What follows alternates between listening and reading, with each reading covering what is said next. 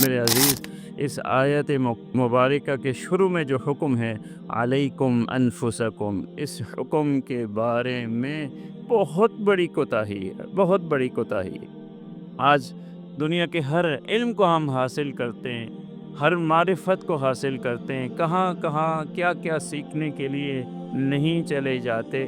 اگر صرف غفلت ہے تو صرف اس معاملے میں ہے کہ دین ہمیں کیا کہتا ہے، قرآن مجید ہمیں کیا کہتا ہے، اللہ نے ہمیں کیا احکامات دیے ہیں۔ اپنی اصلاح کی فکر ہی نہیں ہے، دینی تعلیم کی فکر ہی نہیں ہے، اور اس غفلت کے نتیجے اب ہم دیکھ رہے ہیں۔ اس غفلت کے نتیجے نظر آ رہے ہیں کہ کس تیزی سے ہمارا اچھا خاصا مذہبی گھرانہ، مذہبی لوگ جو ہیں وہ فتنوں کا شکار ہو رہے ہیں، کیونکہ علم ہی نہیں ہے۔